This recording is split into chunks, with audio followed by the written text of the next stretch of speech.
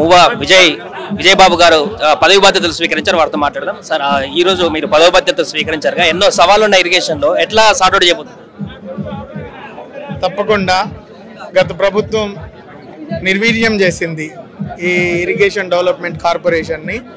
రాబోయే రోజుల్లో ఇరిగేషన్ మంత్రి ఉత్తమ్ కుమార్ రెడ్డి గారు, అదేవిధంగా శ్రీనివాస్ రెడ్డి గారు, తుమ్మల నాగేశ్వర గారు, బట్టి విక్రమార్క గారు, ముఖ్యమంత్రి రేవంత్ రెడ్డి గారి ఆధ్వర్యంలో ఈ వ్యవస్థకి మళ్ళీ ఒక కొత్త రూపు తీసుకొచ్చి ఈ రాష్ట్రంలో ఉన్న రైతాంగానికి నీటి పారుదల ఎక్కడ అవకాశం ఉంటే వాగులు వంకలు వాటిని ఐడెంటిఫై చేసి వాటి మీద అవసరమైతే చెక్ డ్యామ్లు నిర్మించి లిఫ్ట్ ఇరిగేషన్ స్కీమ్స్ని లాంచ్ చేసి ఎక్కడా కూడా నీటి కొరత లేకుండా చేయాలనేది రాష్ట్ర ప్రభుత్వ ఉద్దేశం.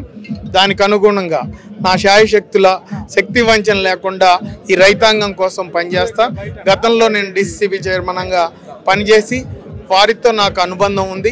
నేను ఒక రైతు కుటుంబం నుంచి వచ్చా. రైతు బాధ ఏంటో నాకు తెలుసు కాబట్టి రైతుల కోసం శక్తి వంచన లేకుండా పనిచేస్తానని చెప్పి ప్రభుత్వం మిషన్ భగీరథ, మిషన్ కాకతీయ ద్వారా అందరికీ నీళ్లు సరఫరా చేస్తామని చెప్తున్నారు. మీరు ఇప్పుడు ప్రతి గ్రామీణ ప్రాంతానికి నీటి సప్లై చేయడానికి ఎలాంటి కొత్త ప్రణాళికలు రచించబోతున్నారు? ఇప్పుడు గత ప్రభుత్వం వాటర్ గ్రిడ్ అని అదని ఇదని ఏదో మాయ మాటలు చెప్పి ప్రతి ఇంటికి నీళ్ళు ఇచ్చినామని చెప్పింది. అది ప్రజలకు తెలుసు. దాంట్లో వీళ్ళు ఏం చేశారో గమనించే వీళ్ళకి కర్రు కాల్చి వాత పెట్టారు. ఇప్పుడు కూడా అమృత్ పథకం ద్వారా ప్రతి మున్సిపాలిటీని ఐడెంటిఫై చేసి దాదాపు 2,000 కోట్ల రూపాయల వర్క్లు కొత్తగా తెలంగాణలో ప్రభుత్వం వచ్చిన తర్వాత ముఖ్యమంత్రి రేవంత్ రెడ్డి గారి ఆధ్వర్యంలో ఈ అమృత్ పథకాన్ని అమలు చేయటం జరుగుతూ ఉంది.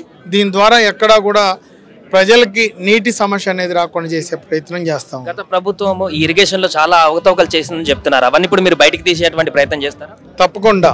దాని మీద ఇప్పుడు కమిటీ ఇన్వెస్టిగేషన్ జరుగుతుంది. రాబోయే రోజుల్లో దీంట్లో తప్పు చేసిన అధికారులైనా రాజకీయ నాయకులైనా తప్పకుండా శిక్ష అనుభవిస్తారు.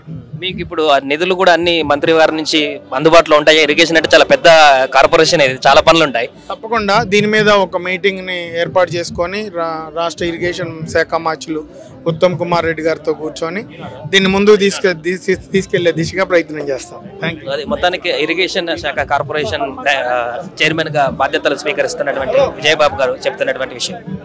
రాష్ట్ర ఇరిగేషన్ డెవలప్మెంట్ కార్పొరేషన్ చైర్మన్గా నాకు బాధ్యతలు అప్పగించినటువంటి రాష్ట్ర ముఖ్యమంత్రి రేవంత్ రెడ్డి గారికి, అదేవిధంగా నీటిపారుదల శాఖ మంత్రులు ఉత్తమ్ కుమార్ రెడ్డి గారికి, బట్టి విక్రమార్క గారికి, తుమ్మల నాగేశ్వర గారికి, అదేవిధంగా మా అందరి అభిమాన నాయకుడు ఆయన ఆశీస్సులతో ఈరోజు రాష్ట్ర నీటిపారుదల శాఖ మంత్రులుగా నేను బాధ్యతలు చేపట్టడం జరిగింది.